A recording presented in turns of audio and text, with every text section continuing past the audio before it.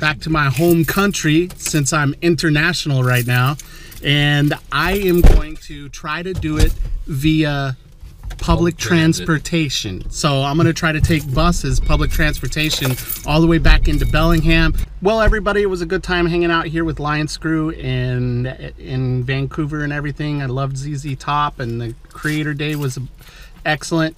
Now it's time to head back to Washington.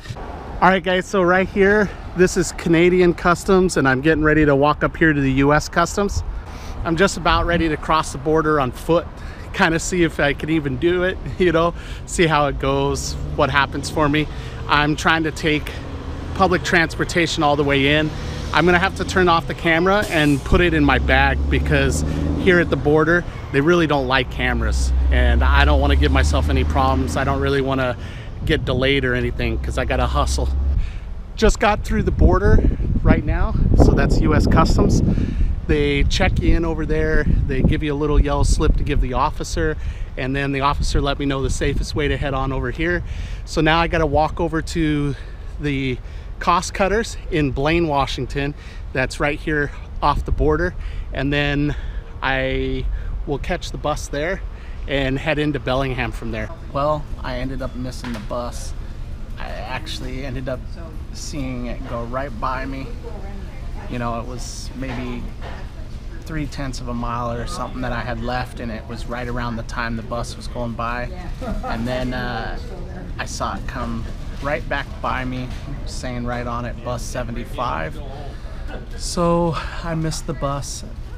I was told that there was a 6 o'clock one for this evening, so I'm gonna sit around for about 3 hours waiting on that, and hopefully it comes, because I'm not seeing it on Google, on the GPS on Google, on the public transportation tab that you have. So see how it goes.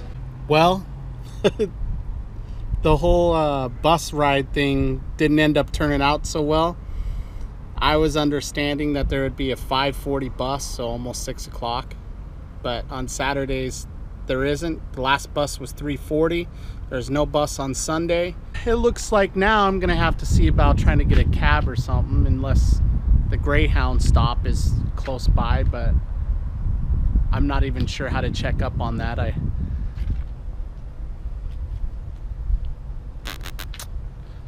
kind of ended up being a bogus thing, so yeah, don't make that mistake.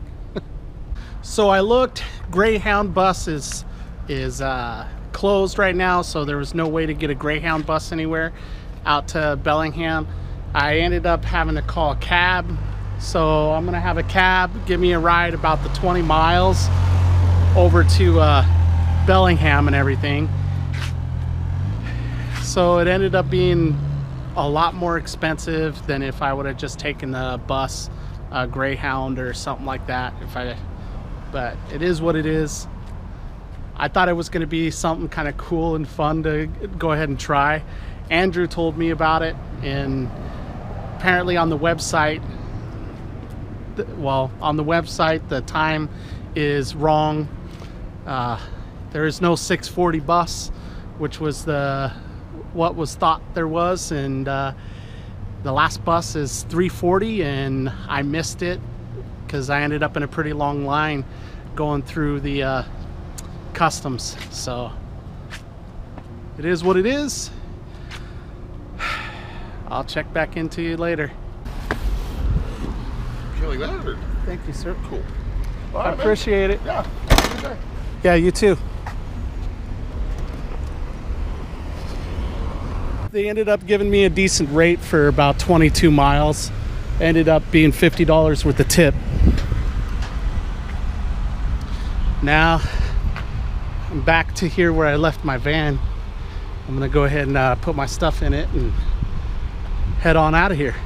After the whole ordeal yesterday with the bus and coming back across the border and everything, you know, I was a little bit bummed, but it totally made up for it last night. I went over and I hung out at Buffalo Wild Wings. I went just before the McGregor fight, and so they had started doing standing room only and had stopped actually charging for people to enter in, which I thought was totally awesome. And what I did is I went in, I ordered a drink, and then all of a sudden a couple of guys were vacating the bar area and happened to come over and tell me that they had left their seats, and if I hurried up and went over there I'd have one. It happened like 2 minutes into being inside Buffalo Wild Wings. I went over there, scooted over there, had a seat right next to the big screen TV.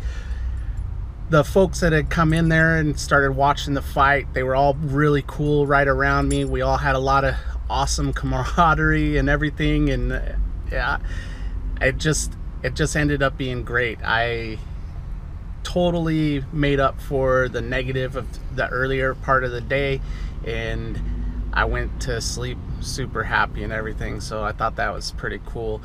Today I was just editing up some video and stuff, and just kind of chilling out and working a little virtual assistant stuff. And tomorrow I got some few things to knock out. I'm gonna try to see if I can, you know, make everything work out so I can get up there and hang out at Justin's event that he's having in Canada. So I'm planning on actually going back up there if everything falls into place for me.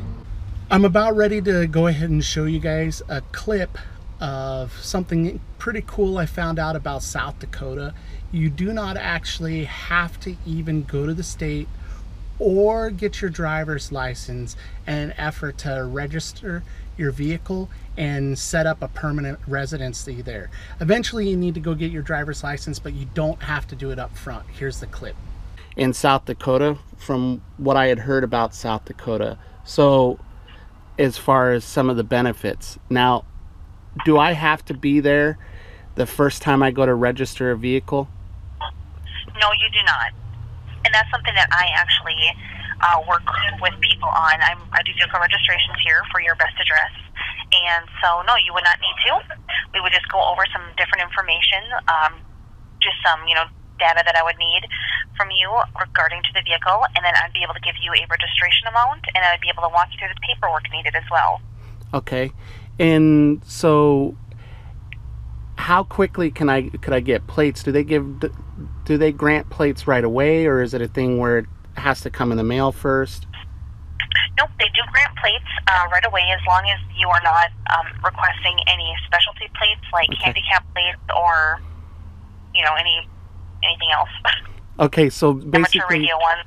I can set up my mailing service with you guys. I can go through the process, give the data that you need and everything you need. You guys could go and take care of the registration for me, and I could finish setting up residency later when I have more time. No.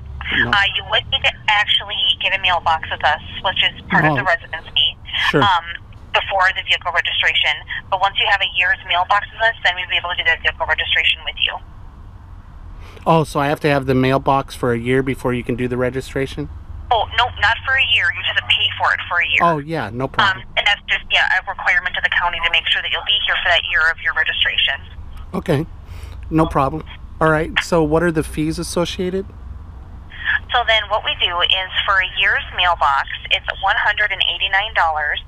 That includes actually 13 months a mailbox, and then also $25 that's put into a postage escrow account for you for any mailings that would go out. Then our registration fees are $45, and that's just for the assistance fee. There would be some additional costs for the registration itself. Okay. What all do I need to get for you? So then what we would need is we have some paperwork on our website, or we could even email that to you as well, that would need to be filled out. One for the mailbox, then just one, we would need like a power of attorney for the vehicle registration, plus some just additional information there. And then we would be able to do the payments over the phone if you'd like, or you can actually sign up online as well. Yeah, and that's kind of where we're at. We would need a passport. Do you have a passport? I have a passport card. Okay, perfect. And then you currently have a driver's license from the state of Florida? Yep.